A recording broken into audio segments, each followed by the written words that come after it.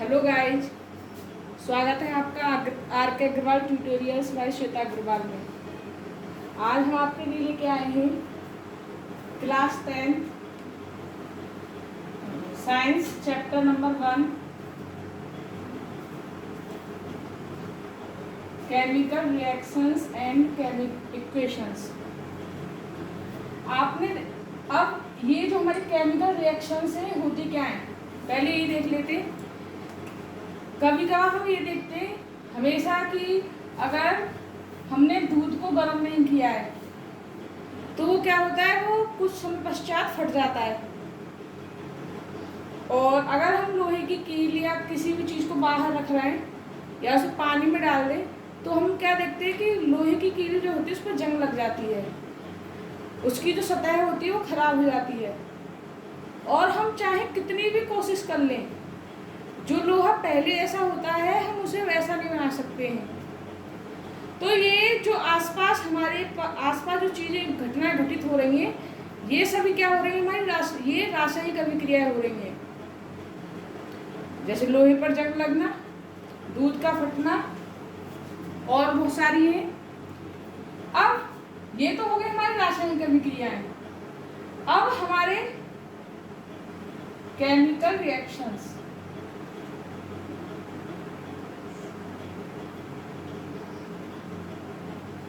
जो हमारे अब जो चेंजेस होते हैं वो दो प्रकार के होते हैं। एक तो होता है हमारा फिजिकल चेंज,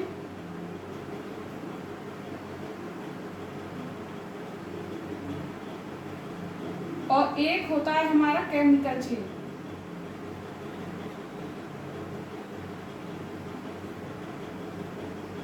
अब फिजिकल चेंज क्या होता है? फिजिकल चेंज होता है कि जैसे हमने क्या किया, जैसे पहले केमिकल चेंज देखते हैं। केमिकल चेंज जैसे हमने कागज को हमने बर्न किया, है ना, जलाया उसे, तो हमें पता है क्या बनेगा, राख बनेगी। अब क्या तुम राख से दोबारा से कागज बना सकते हो? नहीं बना सकते ना। तो यानी जिसमें हमारा सिर्फ एक बार जो प्रोडक्ट बन रहा है, अब रासायनिक जो एक बार हमारा प्रोडक्ट बन गया रासायनिक अभिक्रिया कराने पर, और हम उससे दोबारा से इसे नहीं प्राप्त कर सकते, कागज प्राप्त नहीं कर सकते, तो ऐसे चेंजेस को हम बोलते हैं केमिकल चेंज, यानी रासायनिक परिवर्तन। फिजिकल चेंज में क्या होता है, जैसे जल है, अगर जल को हमने क्या किया, ठंडा किया तो क्या होगा, बर्फ बनेगी। अब उसी बर्फ को हमने गर्म किया तो हमारा क्या बन गया, जल। तो ये कैसा चेंज हुआ, हमारा फिजिकल चेंज। तो याद रखो कि फिजिकल चेंज में क्या होता है कि जो चीज हम लेके चल रहे हैं स्टार्टिंग से, उसमें हमने ठंडा किया तो हमारा प्रोडक्ट बन गया बर्फ। लेकिन जब बर्फ को हमने गर्म किया तो फिर से बन गया हमारा जल, यानी जो लेके चले थे दोबारा हम उसे प्राप्त कर सकते हैं। अगर ऐसे चेंजेस हो रहे हैं हमारे आसपास तो वो तो होते हैं फिजिकल चेंज। केमिकल चेंज में क्या हो गया कि एक बार जब हमने कागज को जलाया तो राख बनी, अब राख से हम दोबारा कागज नहीं बना सकते, तो ये हुआ हमारा केमिकल चेंज। दही, दूध है, अगर दूध को हम दूध से पनीर बनाएं तो क्या तुम पनीर से दूध बना सकते हो दोबारा से? नहीं बना सकते। तो ये कैसा चेंज है हमारा? ये हमारा है केमिकल चेंज। दूध से दही का बनना, ये भी कैसा चेंज है हमारा? Chemical change. लोहे पर अगर जंग लग गई तो क्या हुआ, अब उस जंग को हटाकर तुम पहले जैसा लोहा तो नहीं बना सकते, तो ये भी हमारा क्या है, एक केमिकल चेंज। तो हमारे आसपास जितनी भी क्रियाएं हो रही हैं, जिसके भी रंग रूप में परिवर्तन हो रहा है, वो सभी क्या है, हमारी रासायनिक अभिक्रियाएं। अब बात करते हैं रासायनिक अभिक्रियाएं।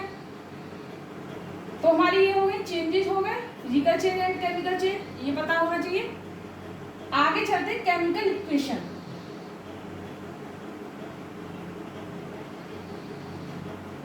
अब केमिकल इक्वेशन क्या होती है, जैसे मैंने तुमको इतना बड़ा लेक्चर दिया कि लोहे को जब हमने उसकी ऑक्सीजन से क्रिया कराई तब तब जाकर हमारे लोहे पर जंग लगी। अब इसे हम एक इक्वेशन के माध्यम से प्रस्तुत कर लेंगे, जैसे लोहा प्लस यहां लिख दें ऑक्सीजन और गिब्सस में कर दें जंग। ठीक है, तो अब एक चीज कि जो इधर हम क्रिया दिखा रहे हैं, लोहा प्लस ऑक्सीजन, ये क्रिया कर रहे हैं, इधर इसे हम बोलेंगे अभिकारक। जिनकी क्रिया हम कराते हैं, लोहे की क्रिया ऑक्सीजन से कराते हैं, तो उन्हें हम लिखते हैं LHS में, बाईं तरफ लोहा प्लस ऑक्सीजन। और जो हमें प्राप्त होता है उसे हम बोलेंगे प्रोडक्ट, यानी प्रोडक्ट का मतलब हो गया उत्पाद और क्रियाफल। या तो तुम उसे प्रोडक्ट बोलो, उत्पाद इंग्लिश में प्रोडक्ट, हिंदी में उत्पाद बोलो या क्रियाफल बोलो। लेकिन ये चीज हमेशा याद रखो कि अभिकारक और उत्पाद होता क्या है कि जब हमने जिनकी क्रिया कराई, जिन पदार्थों की हमने क्रिया कराई, वो हुए हमारे क्या, अभिकारक। लेकिन क्रिया कराने के पश्चात जो हमें मिला वो हमारा हुआ क्रियाफल। जैसे इसमें था जल, या जल इधर जो हमें लिखा ये क्या है, अब इसकी तो क्रिया नहीं करी थी, फिजिकल चेंज हुआ। कागज, और कागज को जो हमने जलाया तो इधर ये क्या हुआ, अभिकारक, और इधर क्या प्राप्त हुआ हमें, उत्पाद। तो ये होगी हमारी केमिकल रिएक्शन में, नहीं केमिकल इक्वेशन किसी एक समीकरण के माध्यम से लिख दिया जाए तो हो जाती है हमारी केमिकल इक्वेशन। अगर हम इसे और इजी रूप में लिख दें, और सरल रूप में लिख दें, तो जैसे लोहा, लोहा का सिंबल होता है Fe प्लस O2, ऑक्सीजन से क्रिया करा रहे तो कंपाउंड हमारा बनेगा Fe2O3। एक स्पेशल वीडियो ऐसी बनाएंगे जिसमें सिर्फ कंपाउंड का बनाना सिखाया जाएगा।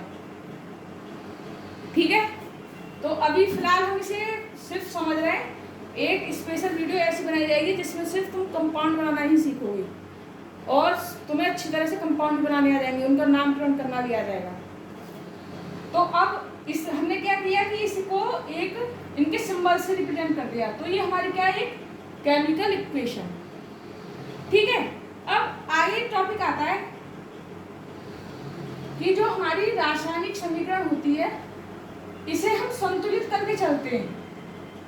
संतुलित का मतलब कहने का मीन्स ये होता है कि अगर सोचो कि तुमने 1 लीटर जल लिया प्लस 1 लीटर दूध लिया, तो तुम्हें कितना प्रोडक्ट प्राप्त होना चाहिए, 2 लीटर। ठीक है, तो अब हमने द्रव्यमान संरक्षण का नियम पढ़ा होगा 9th क्लास में। वो क्या कहता है कि जितना भी, पहला है कि पदार्थ को ना तो उत्पन्न किया जा सकता है ना ही नष्ट किया जा सकता है। अब इसे एक्सप्लेन कैसे करेंगे, पदार्थ को ना तो उत्पन्न किया जा सकता है ना ही नष्ट किया जा सकता है। अब तुम एक एग्जाम्पल खुद लेके चलो, कागज। कागज को तुमने सोचा कि हमने उसे जला दिया, वो नष्ट हो गया, नहीं, वो नष्ट ही नहीं हुआ है, उससे हमें एक नया प्रोडक्ट बन गया, राख। राख एक प्रोडक्ट है, किसको जलाने पर मिला, कागज को जलाने पर। यहाँ कागज नष्ट नहीं हुआ है बल्कि उसने एक नए प्रोडक्ट का निर्माण किया, वो है राख। तो दूसरा ये है कि जितना हमारा अभिकारक का वेट होगा उतना ही हमारा उत्पाद का वेट होना चाहिए। बताया कि अगर 1 लीटर जल और 1 लीटर दूध को मिला रहे हैं तो 2 लीटर ही बनना चाहिए। तो ये हमारा द्रव्यमान संरक्षण का नियम है। अब इसमें कैसे पता लगाएंगे, जैसे अब इसमें ये रिएक्शन रियलाइज करनी है हमें, तो हम करते क्या है, पहले सिंपल रूप से देखते हैं। Fe हम क्या करते हैं, इधर लिखेंगे अभिकारक में परमाणु, फिर स्टेप बाय स्टेप सीखेंगे। पहले सिंपल तरीके सीख लेते हैं, और यहाँ आ जाता है उत्पाद में परमाणु।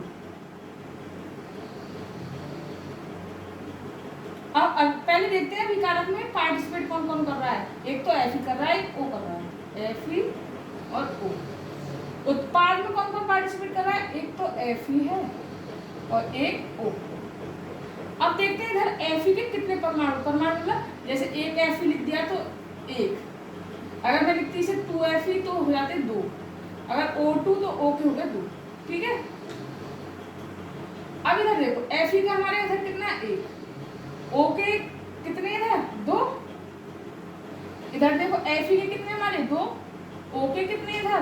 3। अब सोचो इधर 1 और 2 परमाणु, 3 परमाणु मिलकर पार्टिसिपेट कर रहे हैं तो इधर भी 3 होने चाहिए, लेकिन इधर कितने बैठ रहे हैं हमारे? 5। तो इसका मतलब हमें रिएक्शन बैलेंस करनी है, क्योंकि जितना अभिकारक का वेट होना चाहिए उतना उत्पाद का वेट होना चाहिए। तो इसके लिए क्या करेंगे? इक्वेशन बैलेंस करने के लिए जैसे मैथ में इक्वेशन बैलेंस करते हैं मल्टीप्लाई कर करके संख्या में, Fe के इधर कितने? 2, इधर Fe का कितना? 1। तो अगर हम इधर Fe में 2 का मल्टीप्लाई करते हैं तो ये बनेगा हमारा 2Fe प्लस O2, क्योंकि सिर्फ हमने Fe में 2 का मल्टीप्लाई किया है, Fe2O3। तो Fe के तो 2 हो गए, लेकिन इधर ऑक्सीजन के कितने? 3। अब 3 करने के लिए क्या करें? और इधर हमारे पास O के 2 है, तो हमें ऐसी संख्या का मल्टीप्लाई करना पड़ेगा जिससे ही बैलेंस हो जाए। तो अगर हम इसमें 3 का मल्टीप्लाई करते हैं तो इधर ऑक्सीजन के हमारे कितने हो गए? 3 दूनी 6। तो अब 3 दूनी 6 हो गए हमारे इधर ऑक्सीजन, और इधर ऑक्सीजन के कितने? 3। तो हमें यहाँ कितना करना पड़ेगा? 2 का। तो 2 3 6 हो गए ऑक्सीजन के। भाई अब इधर ऑक्सीजन कितने हो गए? 6, लेकिन इधर Fe के कितने?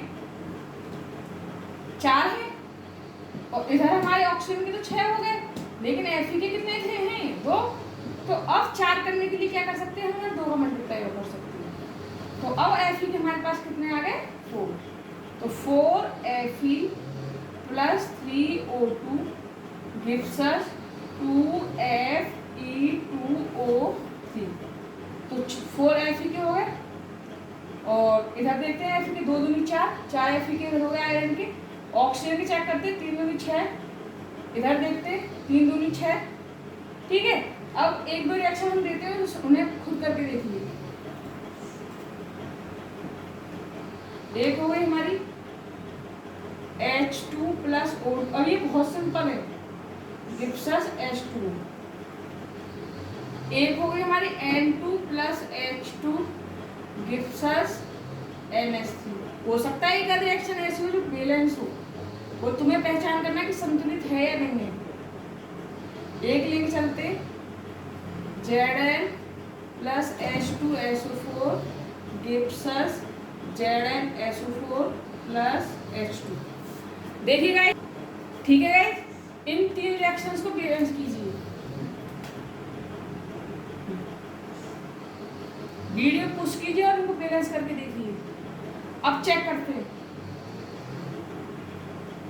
फर्स्ट,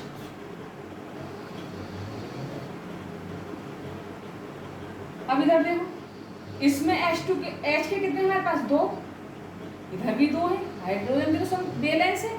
इधर O के कितने? 2, इधर लेकिन O का कितना है? 1। अब 2 करने के लिए हमें यहाँ 2 का मल्टीप्लाई करना पड़ेगा। मल्टीप्लाई हम आगे करेंगे, ठीक है, बीच में नहीं करते कि हम यहाँ करते हैं, नहीं, आगे करेंगे मल्टीप्लाई। तो अब हमारे यहाँ ऑक्सीजन के तो 2 हो गए, लेकिन हाइड्रोजन के कितने हो गए? 4। तो अब 4 करने के लिए हमें हाइड्रोजन में 2 का मल्टीप्लाई कर देंगे। तो ये होगी हमारी फर्स्ट रिएक्शन बैलेंस।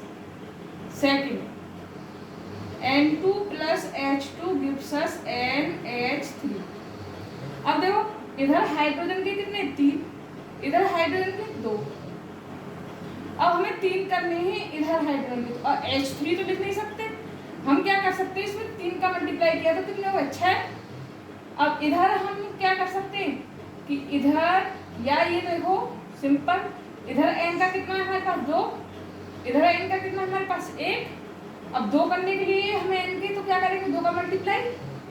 अब 2 का मल्टीप्लाई कर दिया तो हाइड्रोजन के कितने हो गए? 6, और यहाँ हाइड्रोजन कितने? 2। तो 6 करने के लिए क्या कर सकते हैं? 3 का मल्टीप्लाई। थर्ड चेक करते, जिंक का इधर कितना है? पहले रिएक्शन लिख लें।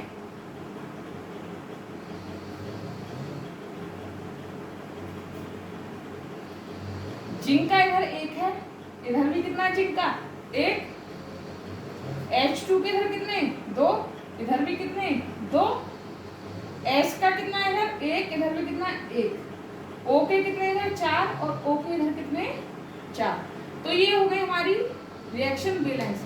तो हमारी जो एनसीईआरटी का फर्स्ट चैप्टर है उसमें जो हमारा अभ्यास दे रखा है उसमें बहुत सारी रिएक्शंस हैं बैलेंस करने के लिए, उनको देखिए, उनको कीजिए। अगर कोई नहीं होती है तो कमेंट में लिख के भेजिए। Okay, bye guys.